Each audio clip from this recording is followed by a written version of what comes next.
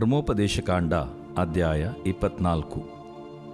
ಯಾವನಾದರೂ ತಾನು ಮದುವೆ ಮಾಡಿಕೊಂಡ ಸ್ತ್ರೀಯಲ್ಲಿ ಏನೋ ಅವಲಕ್ಷಣವನ್ನು ಕಂಡು ಅವಳಲ್ಲಿ ಸಂತೋಷ ಪಡದೆ ತ್ಯಾಗಪತ್ರವನ್ನು ಬರೆದುಕೊಟ್ಟು ಅವಳನ್ನು ಮನೆಯಿಂದ ಕಳುಹಿಸಿಬಿಟ್ಟಾಗ ಅವಳು ಮತ್ತೊಬ್ಬನನ್ನು ಮದುವೆಯಾಗಿ ಅವನಿಂದಲೂ ತಿರಸ್ಕರಿಸಲ್ಪಟ್ಟು ತ್ಯಾಗಪತ್ರವನ್ನು ಹೊಂದಿ ಕಳುಹಿಸಲ್ಪಟ್ಟರೆ, ಅಥವಾ ಈ ಎರಡನೆಯ ಗಂಡನು ಸತ್ತರೆ ಅವಳನ್ನು ಕಳುಹಿಸಿಬಿಟ್ಟ ಮೊದಲನೆಯ ಗಂಡನು ಅವಳನ್ನು ಪುನಃ ಪರಿಗ್ರಹಿಸಬಾರದು.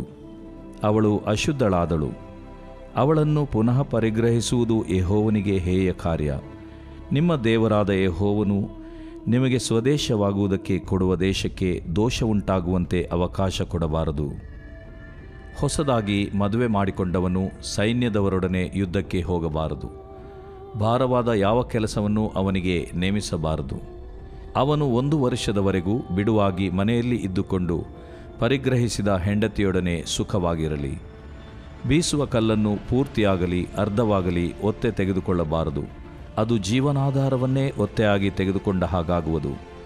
ಯಾವನಾದರೂ ಸ್ವದೇಶದವನಾದ ಇಸ್ರಾಯೇಲ್ಯನನ್ನು ಕದ್ದು ಅವನನ್ನು ದಾಸತ್ವದಲ್ಲಿ ನಡೆಸಿದ್ದಾಗಲಿ ಮಾರಿಬಿಟ್ಟದ್ದಾಗಲಿ ಕಂಡುಬಂದರೆ ಕದ್ದವನಿಗೆ ಮರಣಶಿಕ್ಷೆಯಾಗಬೇಕು.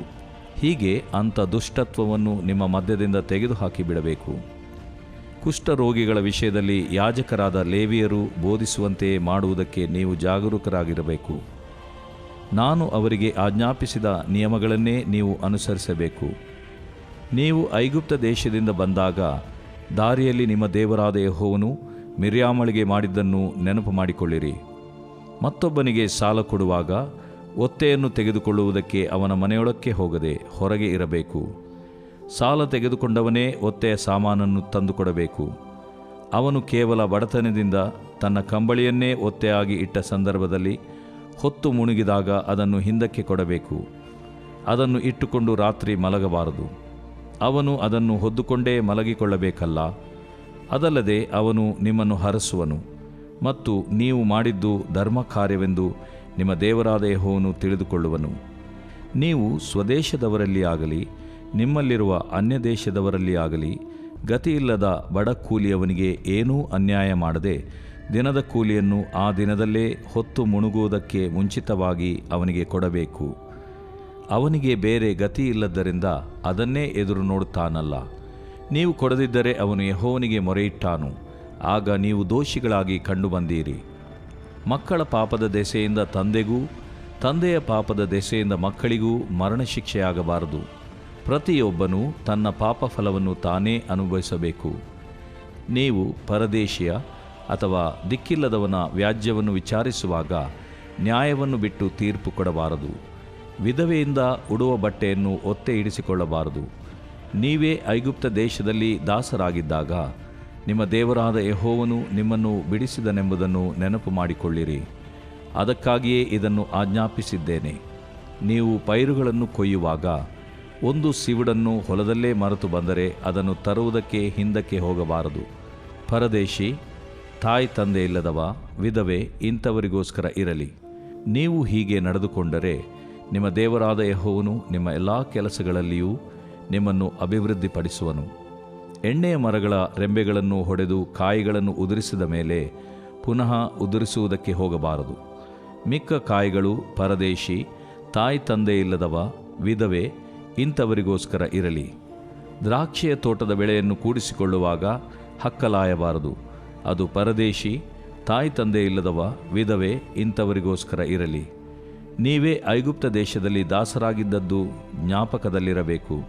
ಅದಕ್ಕಾಗಿಯೇ ಇದನ್ನು ನಿಮಗೆ ಆಜ್ಞಾಪಿಸಿದ್ದೇನೆ.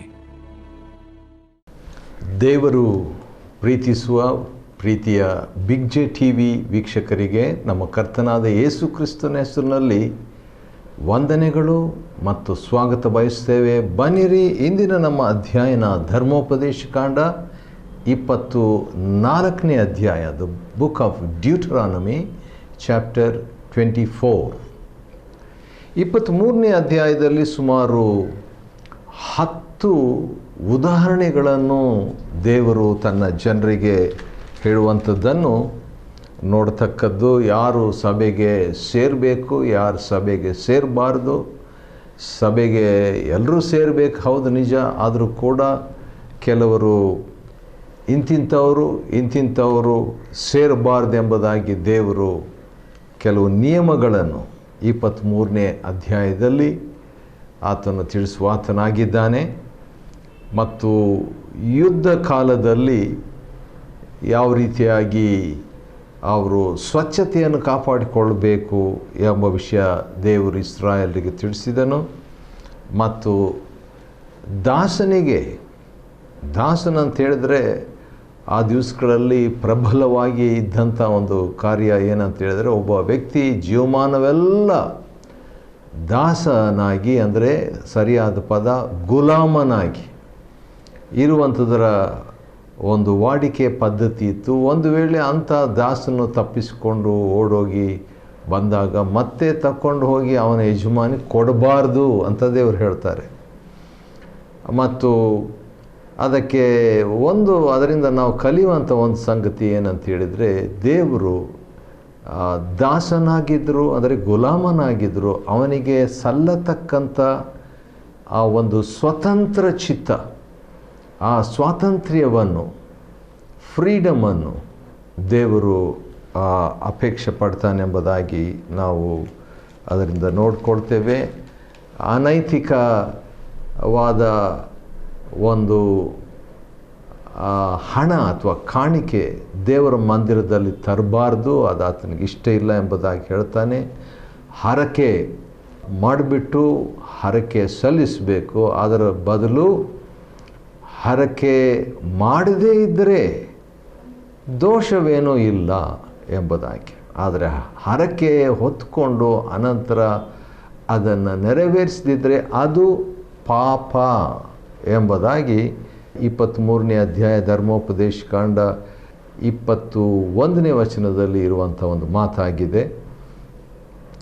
ಸರಿ, ಇಂದಿನ ನಮ್ಮ ಅಧ್ಯಾಯನ 24ನೇ ಅಧ್ಯಾಯ ಧರ್ಮೋಪದೇಶ ಕಾಂಡದಲ್ಲಿ ಸುಮಾರು 12 ಉದಾಹರಣೆಗಳು, ದೃಷ್ಟಾಂತಗಳು, ಸಲಹೆ ಅಂತ ಹೇಳೋಕ್ಕಿಂತಲೂ ಸಿದ್ಧಾಂತಗಳು ಅಂತ ಹೇಳೋಕ್ಕಿಂತಲೂ ಆಜ್ಞೆಗಳು ಅಥವಾ ನಿಯಮಗಳು ದೇವರು ತನ್ನ ಜನರಿಗೋಸ್ಕರವಾಗಿ, ದೇವಜನರಾಗಿ, ಭಕ್ತಿವಂತರಾಗಿ ಇರಬಯಸುವಂಥವರಿಗೆ ದೇವರು ಆ ದಿವಸಗಳಲ್ಲಿ ಕೊಟ್ಟಂಥ ಅಮೂಲ್ಯವಾದಂಥ ಕೆಲವು ಮಾತುಗಳು, ಆಜ್ಞೆಗಳು ಮೋಶೆ ಇಲ್ಲಿ ಹೇಳುವಂಥದ್ದನ್ನು 24ನೇ ಅಧ್ಯಾಯದಲ್ಲಿ ನಾವು ನೋಡಿಕೊಳ್ತೇವೆ. 24ನೇ ಅಧ್ಯಾಯದಲ್ಲಿ ವಿವಾಹ ವಿಚ್ಛೇದನದ ಬಗ್ಗೆ ಕೂಡ, ಅಂದರೆ ಡಿವೋರ್ಸ್ ಬಗ್ಗೆ, ತ್ಯಾಗಪತ್ರ ಬರೆದು ಕೊಡಬೇಕು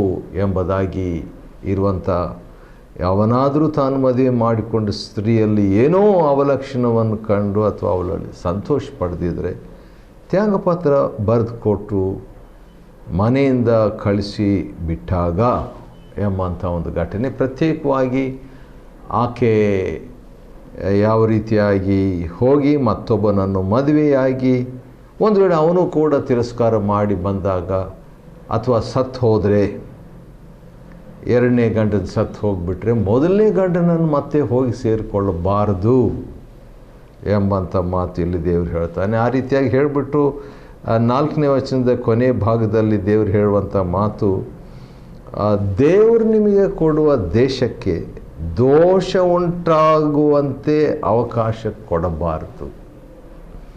ಅಂದರೆ ಒಂದು ವೇಳೆ ಒಬ್ಬ ವ್ಯಕ್ತಿ ಈ ರೀತಿಯಾಗಿ ತಮ್ಮ ವೈಯಕ್ತಿಕ ಅಥವಾ ಕೌಟುಂಬಿಕ ಜೀವನದಲ್ಲಿ ನಡ್ಕೊಳ್ಳುವಾಗ ಅದು ಇಡೀ ದೇಶಕ್ಕೆ ಅದು ಬಾಧಿಸುವಂಥದ್ದಾಗಿದೆ. ದೇಶ ಮಲಿನವಾಗುವಂಥ ಸಾಧ್ಯತೆ. ಆದ ಕಾರಣ ದೇವರು ಒಬ್ಬೊಬ್ಬ ವ್ಯಕ್ತಿಯ ಜೀವನದಲ್ಲಿ ಹೇಗಿರಬೇಕು ಎಂಬಂಥ ವಿಷಯವನ್ನು ಇಲ್ಲಿ ಹೇಳುವಂಥದ್ದನ್ನು ಗಮನಿಸ್ತಕ್ಕದ್ದು. ಹೊಸದಾಗಿ ಮದುವೆ ಆದಂಥವರು ಯುದ್ಧಕ್ಕೆ ಹೋಗಬಾರ್ದು 1 ವರ್ಷ ತನಕ. ಅದು ಕೂಡ ದೇವರು 5ನೇ ವಚನದಲ್ಲಿ ತಿಳಿಸುವಾತನಾಗಿದ್ದಾನೆ. ಅಷ್ಟೇ ಅಲ್ಲ, ಯುದ್ಧಕ್ಕೆ ಹೋಗುವಂಥದ್ದು ಮಾತ್ರವಲ್ಲ, ಅಂಥವರಿಗೆ ಭಾರವಾದ ಯಾವ ಕೆಲಸವನ್ನು ಅವನಿಗೆ ನೇಮಿಸಬಾರ್ದಂತ. ನೋಡ್ರಿ, ದೇವರು ಯಾವ ರೀತಿಯಾಗಿ ಕುಟುಂಬ ಸದಸ್ಯನ ಅಥವಾ ಹೊಸದಾಗಿ ಮದುವೆ ಆದಂಥವರ ವಿಷಯದಲ್ಲಿ ಕೂಡ ಆತನು ಚಿಂತಿಸುವ ಆತನಾಗಿದ್ದಾನೆ. ಯಾಕಂದರೆ ಆತನು ದೇವರಾಗಿದ್ದಾನೆ. ಆತನ ದೃಷ್ಟಿಗೆ ಸರಿ ತೋರಿಸುವಂಥದ್ದು ಅಂದರೆ ತನ್ನ ಜನರಿಗೆ, ನಮಗೆ ಒಳ್ಳೆಯದಾಗ್ತದೆ ಎಂಬುದಾಗಿ ಈ ಮಾತುಗಳನ್ನೆಲ್ಲ ದೇವರು ಒಳ್ಳೆಯ ಉದ್ದೇಶದಿಂದ ಹೇಳುವ ಆತನಾಗಿದ್ದಾನೆ. ಕಾರಣ ದೇವರು ಒಳ್ಳೆಯ ಆತನು.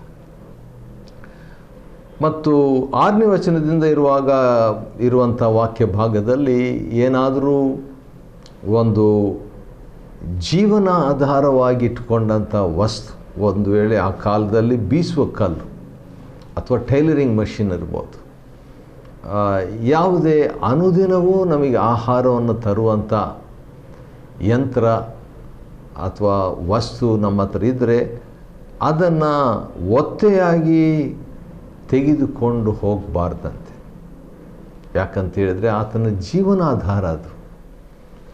ಅದರ ವಿಷಯದಲ್ಲಿ ಕೂಡ ಕೆಲವರು ಆ ಥರ ಮಾಡೋ ಸಾಧ್ಯತೆ ಇದೆ ಎಂಬುದನ್ನು ತಿಳ್ಕೊಂಡು ದೇವರು ಆ ಒಂದು ಆಜ್ಞೆಯನ್ನು, ನಿಯಮವನ್ನು ಇಸ್ರಾಯೇಲರಲ್ಲಿ ಮಾಡಿದನು.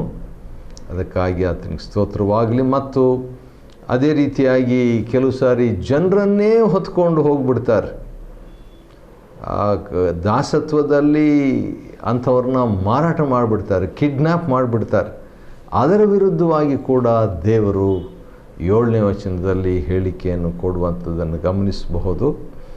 ಮತ್ತು ಹಾಗೆ ಮುಂದೆ ಹೋದಾಗ 8ನೇ ವಚನದಲ್ಲಿ ಕುಷ್ಠರೋಗಿಗಳ ವಿಷಯದಲ್ಲಿ ದೇವರು ತನ್ನ ವಾಕ್ಯವನ್ನು, ಚಿತ್ತವನ್ನು ಪ್ರಕಟಪಡಿಸುವಂಥದ್ದು. ಕುಷ್ಠರೋಗಿಗಳ ವಿಷಯದಲ್ಲಿ ಮಹಾಯಾಜಕರಾದ ಲೇವಿಯರು ಈ ರೀತಿಯಾಗಿ ಬೋಧಿಸಬೇಕು ಅಂತ ಹೇಳ್ಬಿಟ್ಟು, ಆ ರೀತಿಯಾಗಿ ಹೇಳಿದ ತಕ್ಷಣ ಮಿರ್ಯಾಮಳಿಗೆ ಮಾಡಿದ್ದನ್ನು ನೆನಪು ಮಾಡಿಕೊಳ್ಳ್ರಿ. ಕುಷ್ಠರೋಗಿಗಳ ಬಗ್ಗೆ ಮಾತಾಡಿಬಿಟ್ಟು ಮಿರ್ಯಾಮಳನ್ನು ನೆನಪು ಮಾಡಿಕೊಳ್ಳ್ರಿ. ಮಿರ್ಯಾಮಳ ವಿಷಯದಲ್ಲಿ ಅರಣ್ಯಕಾಂಡ 12ನೇ ಅಧ್ಯಾಯದಲ್ಲಿ ಮೋಶೆಗೆ ವಿರುದ್ಧವಾಗಿ ಮಾತನಾಡಿ ಆಕೆ ಕುಷ್ಠರೋಗಿ ಆದಂಥದರ ಒಂದು ಘಟನೆ ನೆನಪು ಮಾಡಿಕೊಳ್ಳಿರಿ ಎಂಬುದಾಗಿ ದೇವರು ಹೇಳುವಾತನಾಗಿದ್ದಾನೆ. ಸರಿ, 10ನೇ ವಚನದಿಂದ ಇರುವಂಥ ವಾಕ್ಯ ಭಾಗದಲ್ಲಿ ಈ ಸಾಲ ಕೊಡುವಾಗ ಒತ್ತೆಯನ್ನು ತೆಗೆದುಕೊಳ್ಳುವುದಕ್ಕೆ ಅವನ ಮನೆಯೊಳಗೆ ಹೋಗದೆ, ಭಾಳ ಒಳ್ಳೆ ಒಂದು ಪ್ರಾಕ್ಟಿಕಲ್ ಆಗಿ ಕಾರ್ಯ ರೂಪವಾಗಿ ಅಥವಾ ಪ್ರಾಯೋಗಿಕವಾಗಿರುವಂಥ ಒಂದು ಸಂಗತಿ. ಯಾಕಂದ್ರೆ ಮನೆಯೊಳಗೆ ಹೋಗುವಂಥದ್ದು ಏನು ತೋರಿಸ್ತದೆ, ಒಂದು ಆ ಡಿಗ್ನಿಟಿ, ಆ ಗೌರವ ಕಳೆಯುವಂಥದ್ದು. ಅದ ಕಾರಣ ಮನೆ ಹೊರಗೆ ಇರಬೇಕು. ಭಾಳ ಸ್ಪಷ್ಟವಾಗಿ 10ನೇ ವಚನದಲ್ಲಿ ಅವನ ಮನೆಯೊಳಕ್ಕೆ ಹೋಗದೆ ಹೊರಗೆ ಇರಬೇಕು, ಹೊರಗೆ ಇರಬೇಕು. ಸಾಲ ತೆಗೆದುಕೊಂಡವನೇ ಒತ್ತೆಯ ಸಾಮಾನನ್ನು ತಂದು ಕೊಡಬೇಕು. ಅವನು ಕೇವಲ ಬಡತನದಿಂದ ತನ್ನ ಕಂಬಳಿಯನ್ನೇ ಒತ್ತೆಯಾಗಿ ಇಟ್ಟ ಸಂದರ್ಭದಲ್ಲಿ ಹೊತ್ತು ಮುಳುಗುವುದರೊಳಗೆ ಅದನ್ನು ತಂದು ಕೊಟ್ಬಿಡ್ಬೇಕು, ಹಿಂದಕ್ಕೆ ಕೊಡಬೇಕಂತ ಹೇಳ್ಬಿಟ್ಟು.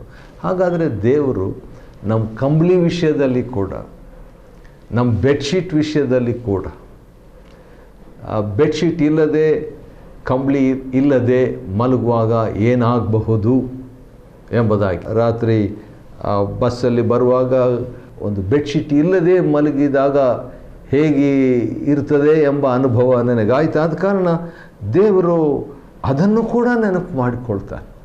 ಅದನ್ನು ಕೂಡ ಮನಸ್ಸಿಗೆ ತಂದುಕೊಂಡು ಒಬ್ಬ ವ್ಯಕ್ತಿ ರಾತ್ರಿಯಲ್ಲಿ ಸುಮಾರು 10 ತಾಸು ಚಳಿಯಲ್ಲಿ ಮಲಗೋದು ಸರಿಯಲ್ಲ ಎಂಬುದಾಗಿ ಹಿತಚಿಂತಕನು ದೇವರು, ಸೃಷ್ಟಿಕರ್ತನು ದೇವರು, ನಮ್ಮನ್ನು ಅರ್ಥ ಮಾಡಿಕೊಂಡ ಆತನು ದೇವರು, ಒಳ್ಳೆಯವನು ದೇವರು. ಸರಿ, ಆ ರೀತಿಯಾಗಿ ಮಲಗಿಕೊಳ್ಳುವಾಗ ಅವನಿಗೆ ಒಂದು ಕಂಬಳಿ ಏನಾದರೂ ಆ ದಿವಸಗಳಲ್ಲಿ ಬಡವನಿಗೆ ಅದು ಸಿಕ್ಬಿಡ್ತಂತ ಹೇಳಿದ್ರೆ ಅವನು ಹರಿಸ್ತಾನೆ, ಅವನು ಬ್ಲೆಸ್ ಮಾಡ್ತಾನೆ. ಓ, ಈ ವ್ಯಕ್ತಿ ನನಗೆ ಕೊಟ್ಟನಲ್ಲ ಎಂಬುದಾಗಿ. ಮತ್ತು ಕೂಲಿಯವರ ವಿಷಯದಲ್ಲಿ 14ನೇ ವಚನದಿಂದ ಕೂಲಿ ಕೊಡುವುದರ ವಿಷಯದಲ್ಲಿ ಕೂಡ ನೋಡಿ, ಕೂಲಿಯವರ ಬಗ್ಗೆ ಕೂಡ ದೇವರು ಯೋಚನೆ ಮಾಡ್ತಾನೆ. ಅದರಲ್ಲಿಯೂ ಬಡ ಕೂಲಿಯವನಿಗೆ ಏನು ಅನ್ಯಾಯ ಮಾಡದೆ ದಿನದ ಕೂಲಿಯನ್ನು ಆ ದಿನದಲ್ಲೇ ಹೊತ್ತು ಮುಳುಗುವುದಕ್ಕೆ ಮುಂಚಿತವಾಗಿ ಅವನಿಗೆ ಕೊಡಬೇಕಿದು ಭಾಳ ಪ್ರಾಮುಖ್ಯವಾದದ್ದು, ನನಗೆ ಇಷ್ಟವಾದದ್ದು. ಯಾಕಂತ ಹೇಳಿದ್ರೆ ಕೆಲವು ಸಾರಿ ಸಂಬಳ ಕೊಡುವಾಗ ಲೇಟ್ ಮಾಡಬಾರ್ದು, ತಡ ಮಾಡಬಾರ್ದು. ಇದನ್ನೆಲ್ಲ ದೇವರು ಹೇಳುವುದಕ್ಕೆ ಒಂದು ಕಾರಣ ಇದೆ, ಕೆಲವು ಕಾರಣಗಳಿದೆ. ಒಂದು ಕಾರಣ ನಾವು ಏನಂತ ನೋಡೋಣ್ರಿ.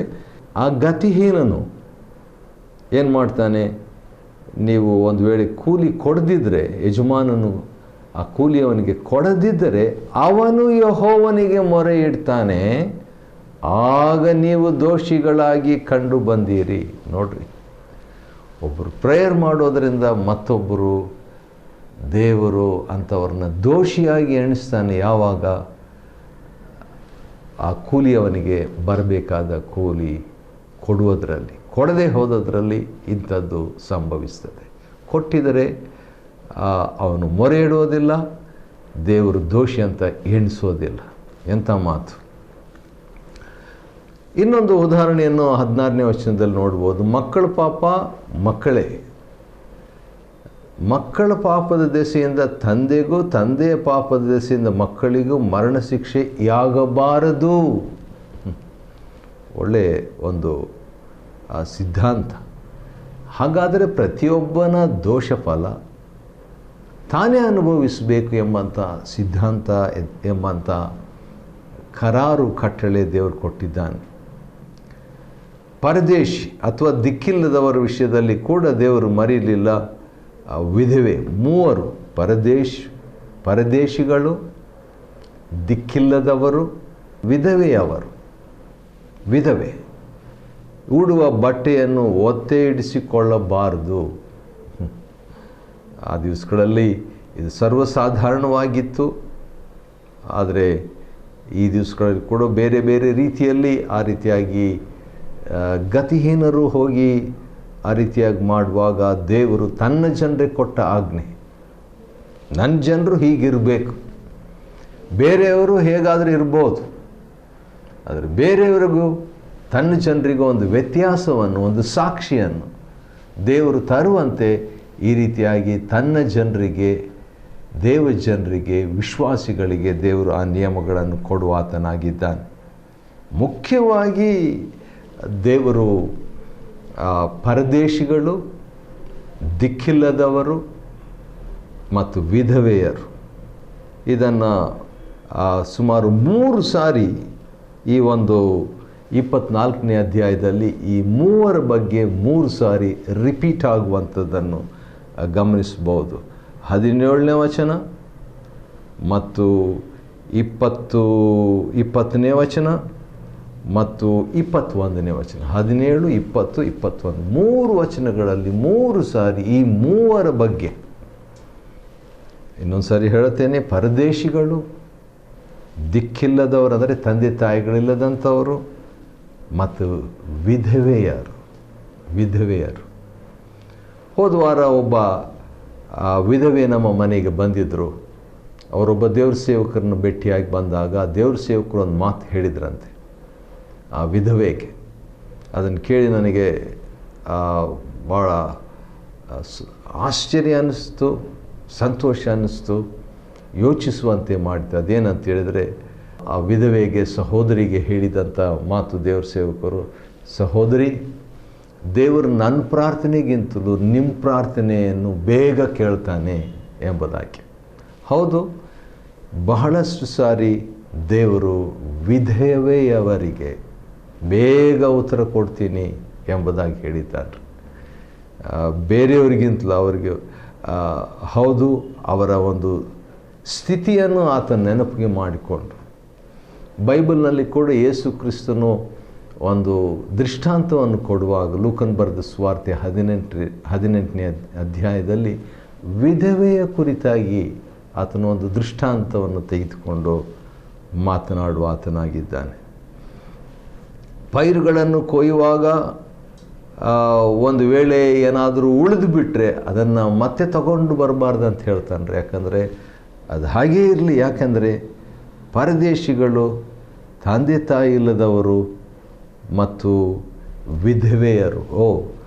4ನೇ ಸಾರಿ ನೋಡ್ರಿ, ಒಟ್ಟು 3 ಸಾರಿ ಅಲ್ಲ, 4 ಸಾರಿ ಈ ಅಧ್ಯಾಯದಲ್ಲಿ ಈ ಮೂವರ ಬಗ್ಗೆ, ದಿಕ್ಕಿಲ್ಲದವರು ಅಥವಾ ಪರದೇಶಿಗಳು, ದಿಕ್ಕಿಲ್ಲದವರು, ವಿಧವೆಯರು, ಅವರ ವಿಷಯದಲ್ಲಿ 4 ಬಾರಿ, 3 ಅಂತ ಅಂದ್ಕೊಂಡ್ರೆ 4 ಬಾರಿ ಇವರ ಬಗ್ಗೆ ಪುನಃ ಪುನಃ ದೇವರು ನೆನಪಿಸಿಕೊಳ್ಳುವಾತನಾಗಿದ್ದಾನೆ. ಹೌದು, ಎಲ್ಲ ಆಶೀರ್ವಾದಗಳನ್ನು ದೇವರು ತನ್ನ ಜನರಿಗೆ ಕೊಡ್ತಾನೆ. ಎಲ್ಲ ಆಶೀರ್ವಾದಗಳನ್ನು ಹೊಂದಿದ ಮೇಲೆ ಈ ಮೂವರನ್ನು ಮರ್ತು ಹೋಗಬಾರ್ದು. ಪರದೇಶಿಯರು, ದಿಕ್ಕಿಲ್ಲದವರು ಮತ್ತು ವಿಧವೆಯರು, ಇವ್ರಿಗೆ ಅನ್ಯಾಯ ಮಾಡಬಾರ್ದು. ಅವ್ರಿಗೆ ಸಲ್ಲತಕ್ಕಂಥದ್ದನ್ನು ಕೊಡಬೇಕು, ಬಿಟ್ಕೊಡ್ಬೇಕು. ಯಾಕೆಂತ ಹೇಳಿದರೆ, ನೀವೇ ಐಗುಪ್ತ ದೇಶದಲ್ಲಿ ದಾಸರಾಗಿದ್ದದ್ದು ಜ್ಞಾಪಕದಲ್ಲಿರಬೇಕು. ಅಂದರೆ ನೀವು ಕೂಡ ಒಂದು ಕಾಲದಲ್ಲಿ ಪರದೇಶಿಗಳಾಗಿದ್ರಲ್ಲ, ಅದನ್ನು ನೆನಪಿಟ್ಕೊಳ್ರಿ. ಆದ ಕಾರಣ ಅಂಥ ಒಂದು ಅನುಭವ, ಸುಮಾರು 400 ವರ್ಷಗಳು ಇವರು ಪರದೇಶಿಗಳಾಗಿದ್ದರು, ಬೇರೆ ದೇಶದಲ್ಲಿದ್ದರು. ಅಂಥ ಒಂದು ದೇಶದಲ್ಲಿ ಅಂಥ ಒಂದು 430 ವರ್ಷಗಳ ಅನುಭವ ಹೊಂದಿದವರು ಬೇರೆ ಪರದೇಶಿಗಳು ಇವ್ರ ದೇಶಕ್ಕೆ ಬರುವಾಗ ಅವ್ರನ್ನ ಹೀನೈಸಬಾರ್ದು. ಅವ್ರನ್ನ ಅರ್ಥ ಮಾಡ್ಕೋಬೇಕು, ಅವ್ರನ್ನ ಆಶೀರ್ವದಿಸ್ಬೇಕು, ಅವ್ರಿಗೆ ಸಹಾಯ ಮಾಡಬೇಕು, ಅವ್ರ ಪ್ರೀತಿ ವ್ಯಕ್ತಪಡಿಸಬೇಕೆಂಬಂಥದ್ದನ್ನು ದೇವರು ತನ್ನ ಜನರಿಗೆ ಬೋಧಿಸ್ತಾನೆ. ಈ ರೀತಿಯಾಗಿ ಬೋಧನೆ ಮಾಡಿದಾಗ ದೇವ ಜನರು ಪ್ರತ್ಯೇಕವಾಗಿ ಒಂದು ಜೀವನ ಶೈಲಿ ಮಾಡಿಕೊಳ್ತಾರೆ. ಅದು ದೇವರಿಗೆ ಒಂದು ಸಾಕ್ಷಿಯಾಗಿರ್ತದೆ. ಅದನ್ನೇ ದೇವರು ತನ್ನ ಜನರಿಂದ ಅಪೇಕ್ಷಿಸುವಂಥದ್ದು. ಸರಿ, ಧರ್ಮೋಪದೇಶ ಕಾಂಡ 24ನೇ ಅಧ್ಯಾಯವನ್ನು ಅಧ್ಯಯನ ಮಾಡಿಕೊಳ್ಳುವಂತೆ ದೇವರು ನಮಗೆ ಕೊಟ್ಟ ಕೃಪೆಗಾಗಿ ಆತನಿಗೆ ಸ್ತೋತ್ರವಾಗಲಿ. ದೇವರು ನಿಮ್ಮನ್ನು ಆಶೀರ್ವದಿಸಲಿ.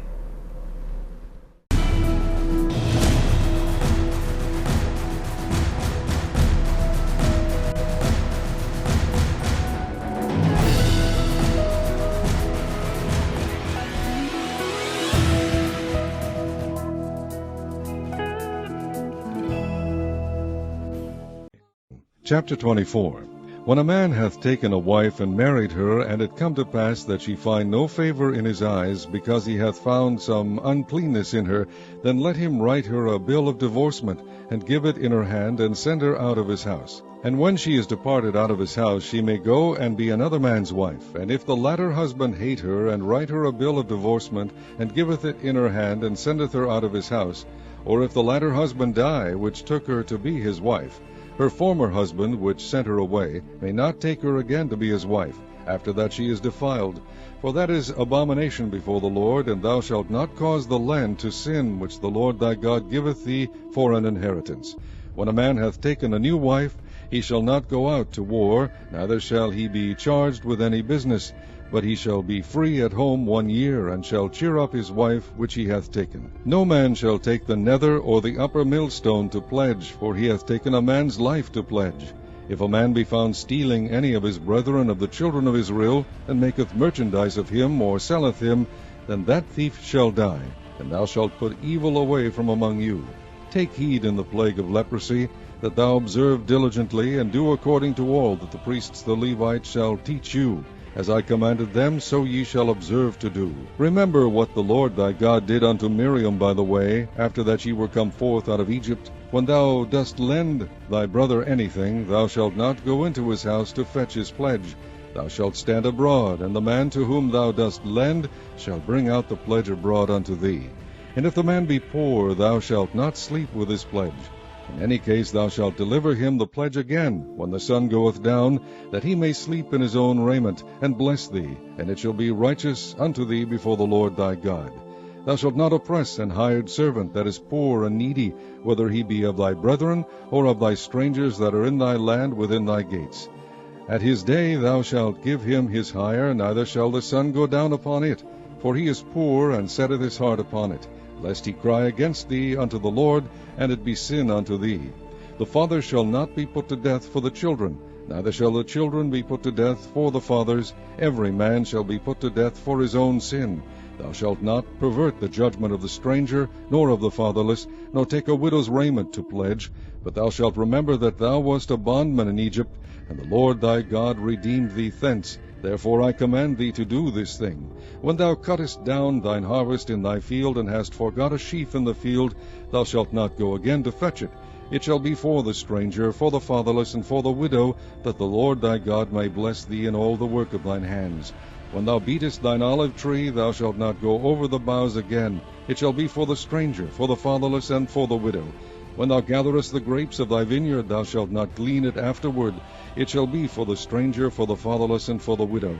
And thou shalt remember that thou wast a bondman in the land of Egypt. Therefore I command thee to do this thing.